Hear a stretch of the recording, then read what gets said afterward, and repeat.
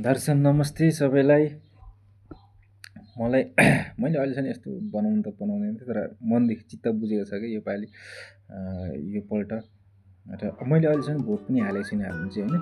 त्यही पनि मलाई योपल्ट चित्त बुझेको मनबाटै अब भोट हाल्छु भन्ने सोच छ। अहिलेसम्म हालेको छुइनँ, मैले चान्स पाएको पनि हाल्ने, तर किनभने अन्त मेरो एउटा भोट त्यति कदर नहोला होइन, तर त्यो मेरो एउटा भोटले मेरो म लगायत मेरो पुस्ताहरू अब आउँदै गरेका आउन आँटेकाहरू तिनीहरूको भविष्य बनोस् कि त्यसरी त्यो होस्। किन मेरो सोच हो नि त, मैले अब मेरो एउटा भोटले त्यस्तो बन्छ भन्नु खोजेको त होइन। त्यही पनि हालिसके ठाउँमा हाल्नु, चित्त बुझोस् कि मनबाट चित्त बुझोस्, ओहो यिनीहरूले गर्छ है, यो पार्टीले गर्छ है, यी मान्छेहरूले गर्छ है भन्ने मनमा होस् क्या। किनभने 2-3 वर्ष हामी देखियो पनि। त्यही भएर मलाई चाहिँ अब लगायत सबैलाई पनि बेसी मन पर्ला है। मलाई घन्टी रासपा लगायत अब कुलमानज्यूको अर्कै छ होइन पार्टी, त्यो चाहिँ उहाँ पनि बेस्ट हो होइन, ठिक छ। म नाम लिन्छु, बालेन शाह, रवि लामिछाने, कुलमान घिसिङ, पुन महावीर पुन, अनि हर्क साम्पाङ, गोपी हमाल, अझ हुनुहुन्छ होला, थुप्रै हुनुहुन्छ होला, मैले त्यो थाहा नभएको होला मलाई होइन, थुप्रै हुनुहुन्छ होला चाहिँ। यी चिजहरू जनताको मनमुटुमा बस्न सफल भएका नेताहरू हुन् कि उहाँहरूले। त्यही भएर अस्ति जेएनजीको आन्दोलन हुँदा पनि रासपा भाग्नु परेन नि त, अब बालेन शाहहरू भाग्नु परेन होइन, ज्यान लुकाएर भाग्नु परेन। यता कुलमान घिसिङहरू, पुनहरू लगायत सबै राम्रो नेताहरू भाग्नु परेन नि त। त्यो हुनाले उहाँहरू मनमुटुमा बस्नु सफल हुनुभएको छ कि जनताहरूको नजरमा राम्रो हुन्छ कि, राम्रो नै हुन्छ र उहाँले गर्नु पनि भएको छ नि त त्यो। त्यही भएर यसपालि हामीले 35-40 वर्षदेखि देखेको त हो नि भोट अहिले अरूलाई देखेको थियो भने ठिक छ। अब योपालि युवा उठ्नु भएको छ, सबैजनालाई अलिकति यो 5 वर्ष हेरौँ न के कस्तो हुन्छ होइन। 5 वर्ष हेरौँ, 35-40 वर्षदेखि त तपाईँले हेर्नुभयो भने के भएको छ र, केही छ त। अहिले हामी नेपालले रोग कति लागेको छ थाहा, यो ग्यास्ट्रिकदेखि लिएर, यो ग्यास्ट्रिक त राष्ट्रिय भएको छ कि हाम्रो, अरू त केही होइन कि। रोगहरू प्रत्येक दिन रोगहरू भयो। यो खानपिन राम्रो, मेन भनेको बाहिर कन्ट्री आउट कन्ट्रीबाट आउने सामग्रीहरूदेखि लिएर लगायत सबै त्यो चिज हो कि मेन भनेको। हामीले तपाईँहरू यसो हेर्नु, तपाईँ कहिले बेसीभाग मान्छेहरूले त्यो एक्सपायरी डेटहरू कति दिनको के कति दिनमा बनेको, कति समयमा बनेको, एक्सपायरी कति समय छ त्यो हामीले हेरिँदैन कि मेन चाहिँ, बुझ्नुभयो नि। त्यो हेर्ने गर्नु पऱ्यो। किनभने केही सामान खानेकुराहरू किन्दा, लाउने कुराहरू किन्दा, हो यो चिजहरू साबुनहरू त्यस्तो भयो, त्यस्तोहरू सबै हामीले एक्सपायरी हेर्नुपर्छ क्या। किनभने अहिले हेर्नु, जुनै दोकानमा जानु त्यहाँनिर मजाले एक्सपायरी चेक गर्नुपर्छ। आज सबै भनेर भन्यो भने त्यो कति निस्किन्छ डेट एक्सपायरी, डेट भएको सामानहरू, त्यो एक्सपायरी सकेको सामानहरू त्यो मेन भनेको त्यस्तोहरू हुन् होइन। त्यही भएर टाइट अलिक भएन क्या सिस्टम होइन। जनतालाई दुःख दिनु भन्नु खोजेको होइन, देश टाइट होस् त्यो फरक परेन, तर सिस्टम त होस् कि म्यानेजमेन्ट राम्रो होस्, त्यो हो। किनभने धनीदेखि लिएर गरिब बिरामी भयो, त्यस्तो भयो भने पैसा भएन भने त्यो अकालमा मर्नु नपरोस् होइन। पैसा नहुने नि मान्छे बाँच्नु पाओस् कि, त्यस्तो होस्, त्यस्तो हुनु पऱ्यो। अब जस्तो अहिले हेर्नु न, अहिले टिनेज भन्दा नि जेन्जी भाइ यिनीहरूको अहिले समय कस्तो छ भने त्योभन्दा अलिकति माथि त हो म पढ्छु पर्नु त। अहिले स्टुडेन्ट भिसा विदेश अब सक्नेहरूले, अब पैसा हुनेहरूले युरोपतिर गइराख्नु भएको छ, नहुनेहरूले खाडी मुलुकतिर त सबै जानुभएको छ होइन। त्यही भएर कस्तो भने भिसा लागेन, अहिलेको सिचुएसन कस्तो छ भने भिसा लागेन भने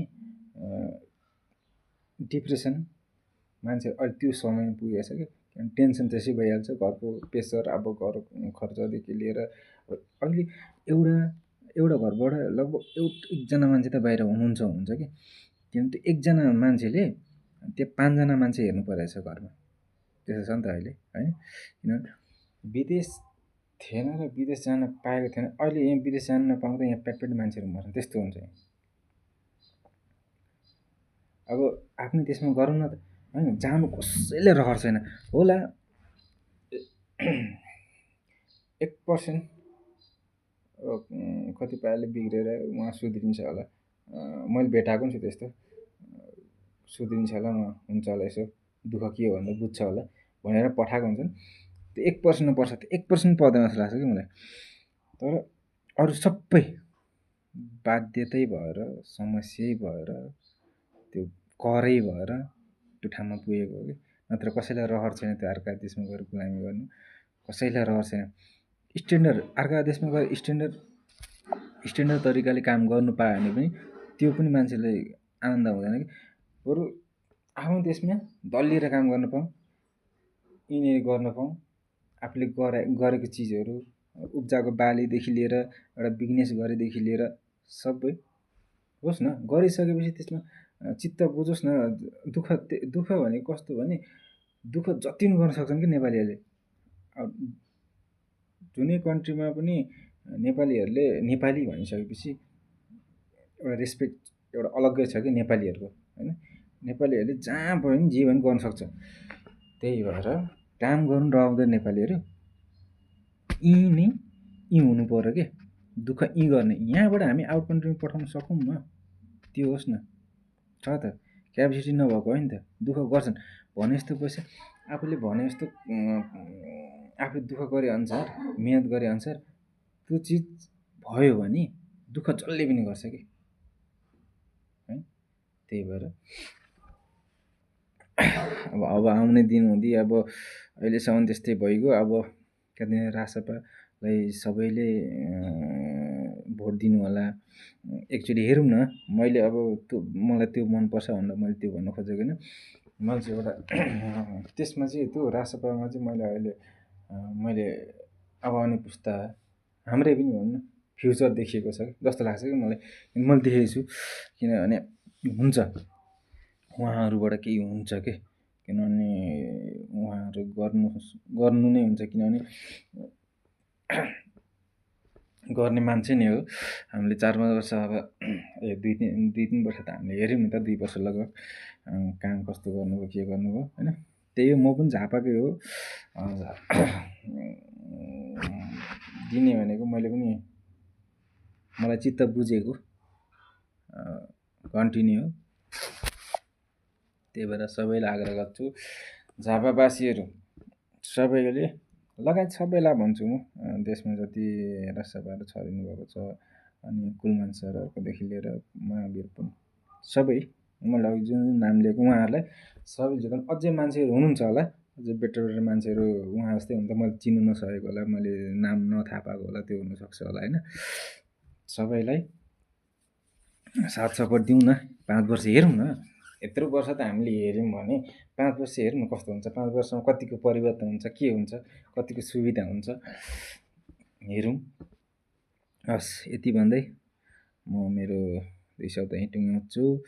सबैले साथ सपोर्ट गरेर एकपल्ट हेरौँ, 5 वर्ष सबैले, मैले नाम लिएको चिजहरू लगायत अरू पनि हुनुहुन्छ होला, सबैले एकजुट भएर तपाईँहरूले पैसा नहेर्नु, पैसा हेर्ने होइन, आफूले छोराछोरीको त्यो भविष्य हेर्ने। त्यो 10,000ले आफ्नो छोराछोरीको 10-20 हजारले 50,000 होस्, एउटा मान्छेले 50,000 50,000ले के चाहिँ हुन्छ, सबै तपाईँले आफ्नो त बेच्नुहुन्छ त आफ्नो लगायत पछाडिको सन्तानहरूको सबैको भविष्य बेच्नुहुन्छ कि, त्यस्तो हो।